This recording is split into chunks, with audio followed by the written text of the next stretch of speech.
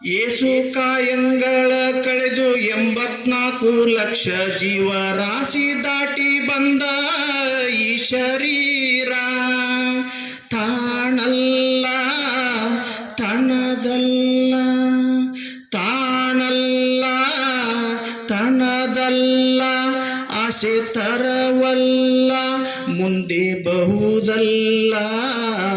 ದಾಸನಾಗೋ ವಿಶೇಷನಾಗೋ, ದಾಸನಾಗೋ ವಿಶೇಷನಾಗೋ. ಆದಿಕೇಶವನಿಗೆ ದಾಸನಾಗಿರುವ ನಮ್ಮ ಪುಣ್ಯಾತ್ಮ ಕನಕದಾಸ, ನಾವೆಲ್ಲರೂ ದಾಸರಾಗಿದ್ದು ಕನಕದಾಸರಿಗೆ. ಕನಕದಾಸರು 1509 ಹಾವೇರಿ ಜಿಲ್ಲೆ ಶಿಗ್ಗಾವಿ ತಾಲೂಕಿನ ಬಾಡೆಂಬ ಗ್ರಾಮದಲ್ಲಿ ಹುಟ್ಟಿರುವಂತ ವ್ಯಕ್ತಿ ಯಾರಂದ್ರೆ ಕನಕದಾಸರು. ಆದರೆ ಮೂಲತಃ ಹೆಸರು ತಿಮ್ಮಪ್ಪ. ತಂದೆ ಬೀರಪ್ಪ, ತಾಯಿ ಬಚ್ಚಮ್ಮ.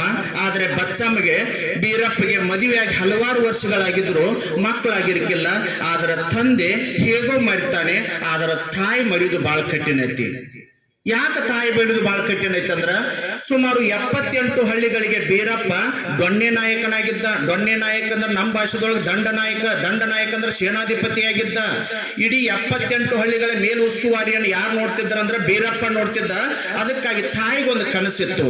ಆದ್ರ ಏನ್ ಕೇಳ್ತಾಳಂದ್ರ, ಮಕ್ಕಳು ಹುಟ್ಲಿ ಅಂತಿರ್ಕಿಲ್ಲತ್ತ ಬಚ್ಚಮ್ಮ, ನನಗೊಬ್ಬ ಮಗನ ಹುಟ್ಲಿ ಅತ್ತಳತ್ತ. ಕನಸ ಎಂತ ಕನಸಂದ್ರ, ತಂದೆ ತರ ಶೂರನಾಗಿ ಧೀರನಾಗಿ ವಿಜಯನಗರ ಸಾಮ್ರಾಜ್ಯದ ಅರಸರೊಳಗೆ ಮೆರೆಯುವಂತ ನನ್ನ ಪತಿ ಹೆಂಗ್ ಮೆರಿತಾ ಇದ್ದಾನಲ್ಲ, ಹಂಗ ನನ್ನ ಮಗಾನು ಮೆರಿಬೇಕಂತ ತಿಳ್ಕೊಂಡು ಕನಸಿತ್ತು. ಯಾಕೋ ಅದ ಕನಸು ಬೇಗನೆ ಕೈಗೂಡ್ಲಿಲ್ಲತ್ತ. ಸುಮಾರು 10-12 ವರ್ಷ ಆದರೂ ಸುದಕ್ಕೆ ಮಕ್ಕಳಾಗದಕ್ಕಾಗಿ ಅವ್ರ ಮಣಿದೇವರಾಗಿರುವಂತ ಯಾರು ತಿಮ್ಮಪ್ಪನಿಗೆ ಹರಕೆ ಹೊತ್ತರು, ತಿರುಪತಿ ತಿಮ್ಮಪ್ಪನಿಗೆ ಹರಕೆ ಹೊತ್ತರು. ಹೊತ್ತಾಗ ತಾಯಿ ಹೇಳ್ತಾಳು, ನನ್ನ ಗಂಡು ಮಗುನ ಬೇಕಂತ ಹೇಳ್ತಿದ್ಲು. ಕಾರಣ ಏನಂದ್ರೆ ಇಷ್ಟ, ಯಾಕಂದ್ರ ಅಕಸ್ಮಾತ್ ಹೆಣ್ಣು ಮಗು ಹುಡಿತಂದ್ರ ಅದಕ್ಕೊಂದು ಮದ್ವಿ ಮಾಡಿ ಆ ಹಳ್ಯಾಣ ಕರ್ಕೊಂಡು ಬಂದ್ರ ಅದು ಮಗ ಆಗಕ್ ಸಾಧ್ಯ ಇಲ್ಲ. ಅದು ಜನಪದ ಹೇಳ್ತೈತಿ ನಮಗ. ದಳವಾಯಿ ದೊರೆಯಲ್ಲ ಎಳಗರು ಎತ್ತಲ್ಲ, ದಳವಾಯಿ ದೊರೆಯಲ್ಲ ಎಳಗರು ಎತ್ತಲ್ಲ, ಮನೆಗೆ ಬಂದಳಿಯ ಮಗನಲ್ಲ ತವರಿಗೆ, ಮಾತು ತಂದವಳು ಮಗಳಲ್ಲ, ಮಾತು ತಂದವಳು ಮಗಳಲ್ಲ. ಯಾಕಂದ್ರೆ ನನ್ನ ಗಂಡ ಮಗ ಬೇಕಂತ ತಿಳ್ಕೊಂಡು ಹರಕೆ ಹೊತ್ತು ಆ ದೇವರ ಆಶೀರ್ವಾದದಿಂದ ಹುಟ್ಟಿ ಬಂದಿರುವಂತನ ಯಾರಂದ್ರ ತಿಮ್ಮಪ್ಪ. ತಿಮ್ಮಪ್ಪ ಹುಟ್ಟಿ ಬೆಳೆದ ಬಾಲಕನಾಗಿದ್ದ. ಅಪ್ಪನ ಜೊತೆ ತಿರುಗುತ್ತಿದ್ದ.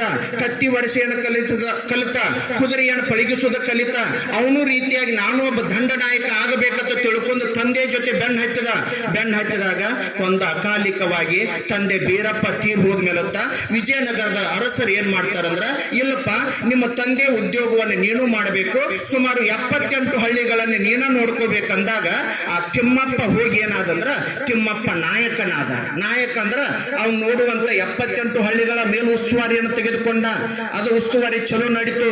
ಒಂದಾನೊಂದು ಕಾಲದೊಳಗ ಭೂಮಿಯನ್ನು ಅಗಿಯುವ ಸಂದರ್ಭದಲ್ಲಿ ಸಿಕ್ಕಿರುವಂತ ಬಂಗಾರವನ್ನ ತನ್ನ ಸ್ವಂತಕ್ಕಾಗಿ ಬಳಸಲಿಲ್ಲ. ಇದು ನಂದಲ್ಲ, ಇದು ಜನರದ್ದು. ಸುಮಾರು 78 ಹಳ್ಳಿಗಳಿಗೆ ಸಿಕ್ಕಿರುವಂತ ಭೂಮಿಯೊಳಗೆ ಸಿಕ್ಕಿರುವಂತ ಕಣಕವನ್ನ, ಬಂಗಾರವನ್ನ ಎಲ್ಲಾ ಜನರಿಗೆ ದಾನ ಮಾಡಿದತ್ತ. ಆದ್ದರಿಂದ ಅಂದಿನಿಂದ ಅವ ಏನಾದಂದ್ರ ಕನಕ ನಾಯಕ ಆದ ಮೇಲತ್ತ ಮುಂದೆ ಒಂದಿಷ್ಟು ಕತಿ ಹೇಳಿ ಮುಂದೆ ಹೋಗ್ತೀನೋ. ಕನಕ ನಾಯಕ ಆದ. ಅವಾಗ ಇನ್ನು ಕನಕ ನಾಯಕ ಆದ ಮೇಲತ್ತ ಹೋರಾಟ ನಡೀತು. ತಂದೆ ತೀರ್ ಹೋದ, ಎಲ್ಲ ನೋಡ್ತಿದ್ದ. ಅವಾಗ ಕನಸಿನಾಗ ಬಂದ ಆದಿಕೇಶವ ಕೇಳ್ತಿದ್ದತ್ತ, ಅಲ್ಲೋ ಕನಕ ನಾಯಕ, ನನ್ನ ದಾಸನಾಗು ಅಂತ ಕೇಳ್ತಿದ್ದತ್ತ. ಇವ್ ಅಂತದ್ದತ್ತ ಕನಕ ನಾಯಕ, ನಾ ಏನ್ ಹುಚ್ಚಿಲ್ಲ. ಸಾಮ್ರಾಜ್ಯದೊಳಗೆ ರಾಜ್ಯರಿಗೆ ಎಷ್ಟು ಮರ್ಯಾದೆ ಸಿಗ್ತೈತಿ ಅಷ್ಟು ಮರ್ಯಾದೆ ನನಗೆ ಸಿಗ್ತೈತಿ. 78 ಹಳ್ಳಿಗಳು ನನ್ನ ಕೈಯಾಗದಾವ. ಊರ್ ಜನ ಎಲ್ಲ 101 ಸಲಾಮಗಳನ್ನು ನನಗೆ ಹೊಡಿತಾರ. ನಾ ಬಂದು ನಿನ್ನ ದಾಸ ಆಗಿದ್ನಂದ್ರ ನನ್ನಂತ ಹುಚ್ಚ ಭೂಮಿ ಮೇಲೆ ಯಾರು ಇಲ್ಲ ಆಯ್ತದತ್ತ ಕನಕ ನಾಯಕ. ನಾ ಆಗುದಿಲ್ಲ ಅಂದ್ರ ಆಗುದಿಲ್ಲ. ಮತ್ತೊಂದು ಸರಿ 2 ಸರಿ 3 ಸರಿ ಹಿಂಗ್ ಕನಸಾತತ್ತ. ಆದ್ರ ಕನಸಾಗುದ್ರೊಳಗಾಗಿ ತಂದೆ ತೀರಿ ಹೋಗಿದ್ರು. ತಂದೆ ತೀರಿ ಹೋದ್ಮೇಲತ್ತ ಕೆಲವೊಂದು ದಿವಸಕ್ಕೆ ಮದುವೆನೂ ಆಯ್ತು ಕನಕದಾಸರದ ಮದುವೆ ಆದ ಮೇಲೊತ್ತ ಸುಮಾರು 5-6 ತಿಂಗಳು ಆದ ಮೇಲೊತ್ತ ತಾಯಿಯಾಗಿರುವಂತ ಬಚ್ಚಮ್ಮನು ತೀರು ಹಾದ್ಲು. ಸಂಸಾರದೊಳಗ ಕಷ್ಟಗಳು, ತೊಂದರೆಗಳು, ತಾಪತ್ರೆಗಳು ಯಾವಾಗ ಚಾಲು ಆದವಲ್ಲ ಅವಾಗ ನಾನು ಒಂದಿಟ್ಟು ಸಂಸಾರ ಎಂಬುದನ್ನು ಬಿಡಬೇಕು, ಸನ್ಯಾಸತ್ವವನ್ನು ಸ್ವೀಕಾರ ಮಾಡಬೇಕೆಂಬ ಕನಸು ನನಸು ಯಾರೊಳಗೆ ಬೆಲೆ ಊರಾಕೈತಂದ್ರ, ನೆಲೆ ಊರಾಕೈತಂದ್ರ ಈ ಕನಕ ನಾಯಕನಲ್ಲಿ ಊರಾಕೈತತ್ತ. ಕಾಕತಾಳಿಯ ಸುಮಾರು 6 ತಿಂಗಳ ಮದುವೆ ಆಗಿ ಹೊತ್ತಿನೊಳಗ ಅವನ ಮಡದಿಯನ್ನು ತೀರಿ ಹೋಗಿಬಿಟ್ಲು. ತಂದೆ ಹೋದ, ತಾಯಿ ಹೋದ್ಲು, ಮಡದಿ ಹೋದ್ಲು, ಇನ್ ಯಾರು ಇಲ್ಲ. ಮತ್ತೊಮ್ಮೆ ಆದಿಕೇಶವ ಬಂದತ್ತ. ಈಗಾರ ಆಗ್ತೇನೋಪ್ಪ ನನ್ನ ದಾಸ ಆತ್ ಕೇದತ್ತ. ಆಗುದಿಲ್ಲ. ಯಾಕಂದ್ರೆ ವಿಜಯನಗರ ಅರಸರ ಒಳಗೆ ನನಗೂ ಅಧಿಪತ್ಯ ಐತಿ, ಪ್ರಭುತ್ವ ಐತಿ. ಜನರೆಲ್ಲರೂ ಕೂಡಿಕೊಂಡು ನನಗೆ ಏನ್ ಮಾಡ್ತಾರಂದ್ರ ಗೌರವ ಕೊಡ್ತಾರ, ನನ್ನ ಘನತೆ ಗೌರವ ಹೆಚ್ಚೈತಿ. ನಾ ಬರುದಿಲ್ಲ ಅಂತಿದ್ರತ್ತ. ಅವಾಗ ಮತ್ತೊಮ್ಮೆ ಬಹಮನಿ ಸುಲ್ತಾನರು ವಿಜಯನಗರ ಸಾಮ್ರಾಜ್ಯದ ಮೇಲೆ ದಾಳಿ ಮಾಡಿದಾಗ ಅಂತ ದಾಳಿ ಒಳಗೆ ಯಾರು ತುತ್ತಾಗ್ತಾರಂದ್ರೆ ಒಂದಿಟ್ಟು ಏಟು ಬೀಳ್ತತಿ, ಮೈ ಗಾಯ ಆಗ್ತತಿ. ಗಾಯ ಆಗಿ ಅಯ್ಯೋ ನೀರು ಅಂತ ತಿಳ್ಕೊಂಡು ಕೆಳಗೆ ಬಿದ್ದವ್ರು ಯಾರಂದ್ರೆ ಈ ಕನಕ ನಾಯಕ ಬೀಳ್ತಾನೋ. ಬಿದ್ದಾಗ ಯಾರು ನೋಡುವಾರತ್ತ. ಅವಾಗ ಒಬ್ಬ ಮಾರು ವೇಷದೊಳಗ ಆದಿಕೇಶವ ಮಾರು ವೇಷದೊಳಗೆ ಬಂದ ಕೇಳ್ತಾನೆ. ಏನ್ ಕೇಳ್ತಾನಂದ್ರ, ನೋಡ ಈಗಾದ್ರ ನನ್ನ ದಾಸ ಆಗ್ತೀನ ಅಂತ ಕೇಳತ್ತ. ಆವಾಗ ನೆನಪಾತತ್ತ ಅವ ಬಂದ ಮಾರು ವೇಷದೊಳಗೆ ಬಂದಿರುವಂತ ಆದಿಕೇಶವ ಮೈ ಮೇಲೆ ಕೈಯಾಡಿಸಿದತ್ತ. ಗಾಯ ಎಲ್ಲ ಮಾಯಾಗಿ ಎದ್ದ ನಿತ್ತತ್ತ. ಅಂದಿನಿಂದ ಇನ್ನು ನಿನ್ನ ಬಿಟ್ಟು ನಾ ಬದುಕುದಿಲ್ಲತ್ತ ತಿಳ್ಕೊಂಡ ಆ ಆದಿಕೇಶವನ ದಾಸ ಯಾರಾದಂದ್ರೆ ಕನಕ ದಾಸರಾದ್ರು. 1ನೇದ್ದು ತಿಮ್ಮಪ್ಪ, 2ನೇದ್ದು ತಿಮ್ಮಪ್ಪ ನಾಯಕ, 3ನೇದ್ದು ಕನಕ ನಾಯಕ, 4ನೇದ್ದು ಕನಕ ದಾಸ. ಕನಕ ದಾಸ ಎಂತ ಶೌರ್ಯ ಇತ್ತು, ಧೀರ ಇತ್ತು. ಅದಕ್ಕ ನಾವು ಕನಕದಾಸರನ್ನ ಏನಂತ ಕರಿತು? ಕಲಿ ಮತ್ತು ಕವಿ, ಹೋರಾಟಗಾರ, ಛಲಗಾರ. ಯಾಕಂದ್ರೆ ಕುದುರೆಯನ್ನು ಪಳಗಿಸ್ತಿದ್ದ, ಖಡ್ಗವನ್ನು ತಗೋತಿದ್ದ, ಕತ್ತಿ ವರ್ಷೆಯನ್ನು ಮಾಡ್ತಿದ್ದ. ಅದು ರೂಢಿಗತವಾಗಿತ್ತು, ರಕ್ತಗತವಾಗಿತ್ತು, ದೇಹಗತವಾಗಿತ್ತು. ಅದು ಮನಿ ಒಳಗೆ ಕಲ್ತಿರುವಂತ ತಂದೆಯ ಅನುನಯನದಿಂದ, ಮಾತಿನಿಂದ ಮತ್ತು ಕಾಯಕದಿಂದ ಕಲ್ತಿರುವಂತ ವ್ಯಕ್ತಿ ಯಾರಿದ್ದಂದ್ರೆ ಕನಕದಾಸರಿದ್ರು. ಅದಕ್ಕೆ ಸಾಮ್ರಾಜ್ಯದ ಸ್ವತ್ತು ಎಲ್ಲ ಆದ್ಮೇಲೆ ತಣಸಾಕೈತು. ಭೂಮಿ ಮೇಲೆ ಏನೂ ಇಲ್ಲ, ಬರೀ ದೊಡ್ಡ ರಾಜನಾಗಿ ಮೆರೆದರಾಗುದಿಲ್ಲ. ಸಂಪತ್ತು ಬಿಟ್ಟು ಬದುಕಬೇಕಾದ್ರೆ ಬಹಳ ಕಠಿಣ ಐತತ್ತ. ಆದ್ರೆ ಬಿಟ್ಟು ಬರ್ಬೇಕಾಗಿತ್ತರ. ಸ್ವತಃ ಆದಿಕೇಶವ ಬಂದ ಕನಸಿನೊಳಗೆ ಕರೆದ್ರು ನಾ ಬರುದಿಲ್ಲ ಅಂತಿದ್ರು. ಯಾಕಂದ್ರೆ ಸಮುದ್ರ ಅನ್ನೋದು ಸಂಸಾರ ಇದ್ದಂಗ ಅದು ಆಡಂಬರ ಬಾಳ, ಆಬ್ರ ಬಾಳ. ಅದನ್ನ ಬಿಟ್ಟು ಬರಕ್ ಸಾಧ್ಯ ಇಲ್ಲ. ಯಾವತ್ತ ಅದನ್ನ ಬಿಟ್ಟ ಅದು ಸಾಗರ ಆದ. ಅಂತ ಶಾಂತ ಸಾಗರದ ಮನಸ್ಸು ಯಾರ್ದಾತಂದ್ರ ನಮ್ಮ ಕನಕದಾಸರದಾಯ್ತು. ಅದಕ್ಕೆ ಹಿಂದಿಂದ ಒಂದು ಸಣ್ಣ ಕತ್ತಿ ಹೇಳಿದಂಗೆ ಹೇಳ್ತಾನೆ, ಮನೆ ಓದಿದ್ದು. ಯಾಕಂದ್ರೆ ಸಂಪತ್ತ ಮತ್ತು ಅಧಿಕಾರ ಬಿಟ್ಟು ಬರ್ಬೇಕಾದ್ರೆ ಬಹಳ ಕಠಿಣ ಆಗ್ತೈತತ್ತ. ಒಂದು ಬಸ್ ಹೊಂಟಿತ್ತತ್ತ. ಬಸ್ ಹೋಗುತ್ನ್ಯಾಗ ಹೋಗಿ ಬಸ್ ದಪ್ಪತ್ ಹೋಗಿ ನದಿಯಾಗ ಬಿತ್ತತ್ತ. ನದಿಯಾಗ ಬಿದ್ದಕುನ ಬಸ್ನಾಗಿದ್ದವ್ರೆಲ್ಲರೂ ಓಡಾಡಕೈತಿರತ್ತ. ಗಾಜಾ ಹೊಡಿನು, ಈ ಬಾಗ್ಲ ತೆಗಿನು, ಹೊರಗೆ ಬರೋನು. ಒಬ್ಬ ಮಾತ್ರ ಬಸ್ಸಿನ ಒಳಗ ನದಿಯಾಗ ಬಸ್ ಬಿದ್ದತ್ಲ. ಅಲ್ಲೇ ಒಬ್ಬ ಓಡಾಡಕೈತಿದ್ದತ್ತ. ಯಾಕೆ ಓಡಾಡಕೈತಿದ್ದು ಕೇರತ್ತ ಒಬ್ಬ. ಏನಿಲ್ಲ, ಕಂಡಕ್ಟರ್ನ ಹುಡುಕಾಡಕೈತೇನಿ ಅಂದತ್ತ. ಹುಚ್ಚದಿವೋ ಶೆಣೆ ಇದು, ಎಲ್ಲರೂ ನೀರು ಕೂಡ ಸತ್ತು ಹೋಗವ್ರದಾರು. ಎದ್ದು ಹೊರಗೆ ಬಾ, ಕಂಡಕ್ಟರ್ ಇದ್ರ ಸಿಗ್ತಾನು, ಇದ್ರಕ ಸತ್ತು ಹೋಗಿದ್ರು ಹೋಗಿರ್ತಾನು ಬಾ ಅಂದತ್ತ. ಇನ್ನೊಬ್ಬ ಬದ್ದತ್ತ, ಯಾಕೆ ಕಂಡಕ್ಟರ್ನ ಹುಡುಕಾಡಕೈತಿದಿ ಅಂದತ್ತ. ಇಲ್ಲ, ಟಿಕೆಟ್ ಮೇಲೆ 5 ರೂಪಾಯಿ ಹಿಂದೆ ಬರ್ದಾನು, ಅದನ್ನ ಇಸ್ಕೊಂಡು ಹೊರಗೆ ಹೋಗವದನಿ ಅಂದತ್ತ. ಸಾವಿನ ದವಡೆ ಒಳಗಿರುವಂತ ವ್ಯಕ್ತಿಗೆ ಸಂಪತ್ತು ಬಿಡುದಾಗುದಿಲ್ಲ. ಪ್ರಾಣ ಬಿಡ್ತಾನ ಕರೆ, ಸಂಪತ್ತು ಬಿಡುದಿಲ್ಲ. ಪ್ರಾಣ ಬಿಡ್ತಾನ ಕರೆ, ಅಧಿಕಾರ ಬಿಡುದಿಲ್ಲ.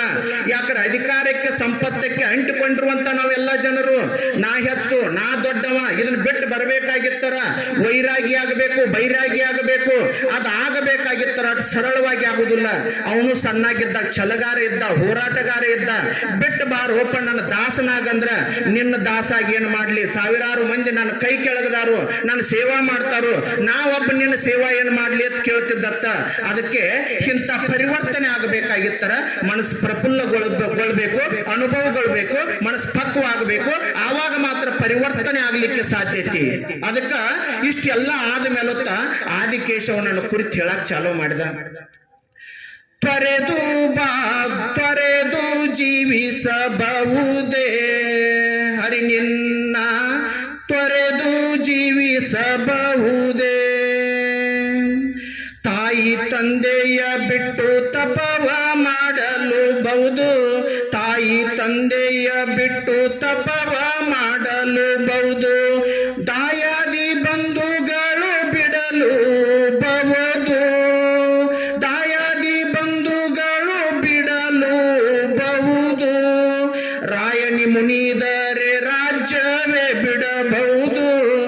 ರಾಯಣಿ ಮುನಿದರೆ ರಾಜ್ಯವೇ ಬಿಡಬಹುದು, ಕಾಯ ಜಪಿತ ನಿನ್ನ ಅಡಿಯೇ ಬಿಡಲಾಗದು, ಕಾಯ ಜಪಿತ ನಿನ್ನ ಅಡಿಯೇ ಬಿಡಲಾಗದು, ತೊರೆದು ಜೀವಿಸಬಹುದೇ ಹರಿ ನಿನ್ನ ಚರಣವ ತೊರೆದು ಜೀವಿಸಬಹುದೇ. ನಿನ್ನೇನು ಬಿಟ್ಟು ಹೋಗುದಿಲ್ಲ. ತಂದೆ ಹೋದ, ತಾಯಿ ಹೋದ್ಲು, ಮಡದಿ ಹೋದ್ರು, ನನಗೆ ಸಂಸಾರ ಅನ್ನೋದಿಲ್ಲ, ನಿನ್ನ ಬಿಟ್ಟರೆ ನನ್ನ ಗತಿ ಇಲ್ಲ, ನೀನ ನನಗೆ ಸಂಗಡ, ನೀನ ನನ್ನ ಸಂಘ, ನಿನ್ನ ಬಿಟ್ಟರೆ ನನಗೆ ಯಾರೂ ಬೇಡ. ಯಾಕಂದ್ರೆ ರಾಯಾಸಿ ಇದ್ದಂಥ ರಾಜ್ಯನಿಗೆ ಸಿಟ್ಟು ಬತ್ತಂದ್ರೆ ನಾ ರಾಜ್ಯನ ಬಿಟ್ಟು ಬಂದವದನಿ.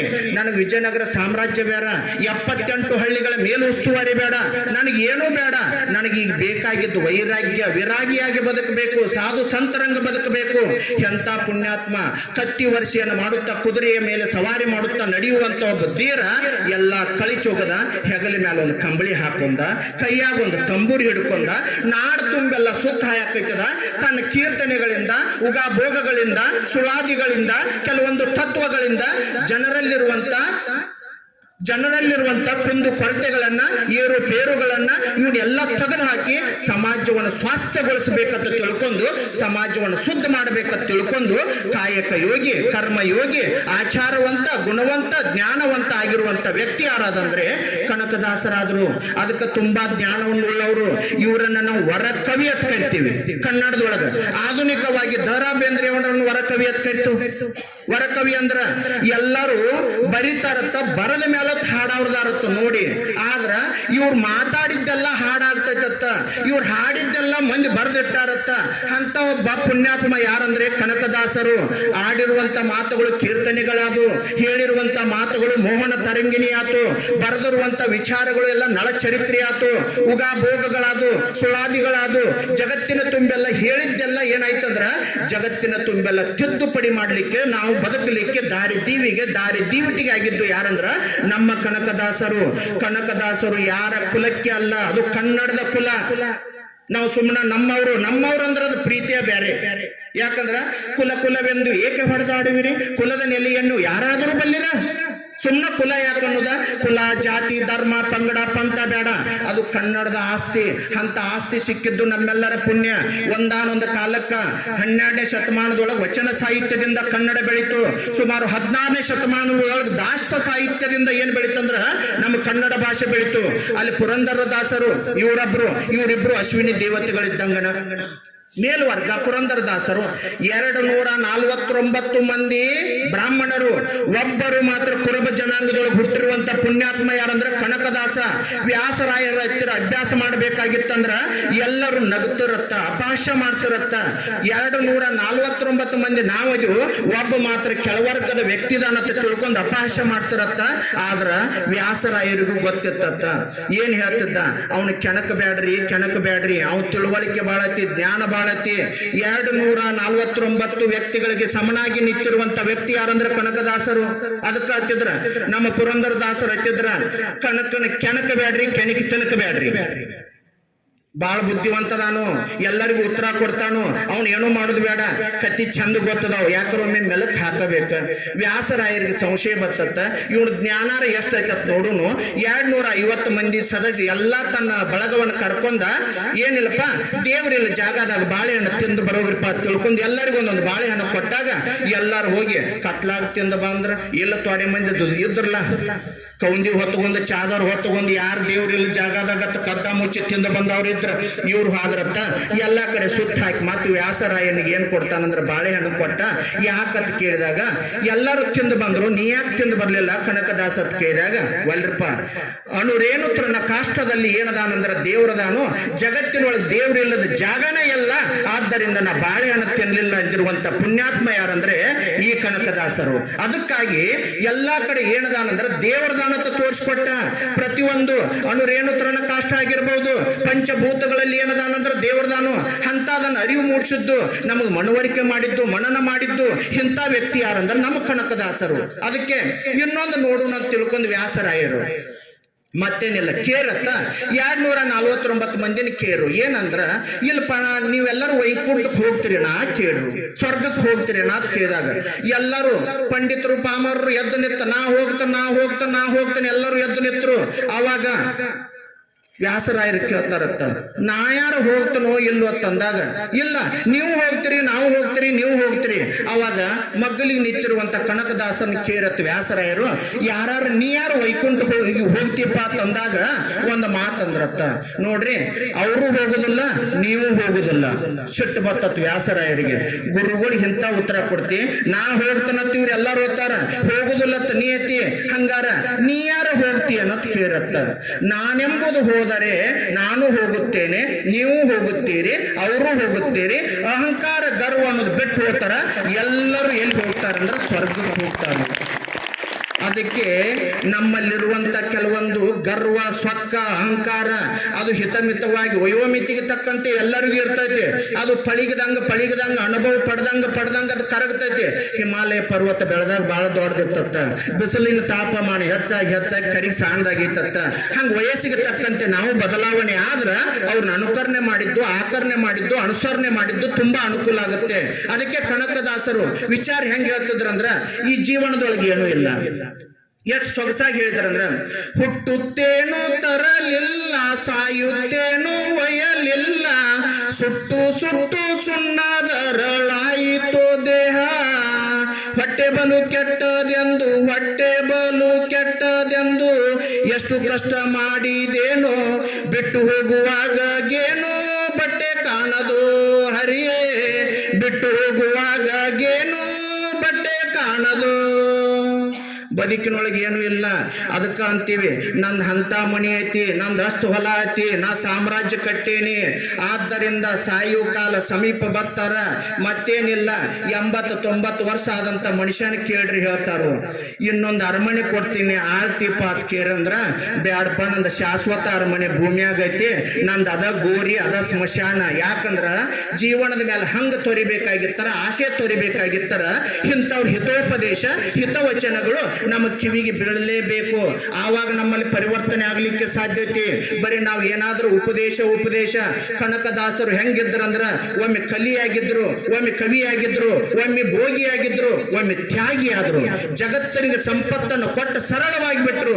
ಜಗತ್ತಿಗೆ ಕೀರ್ತನೆಗಳನ್ನು ಹೇಳುತ್ತಾ ಸಮಾಜವನ್ನು ಶುದ್ಧ ಮಾಡ್ಕೊತ ಹೋದ್ರು.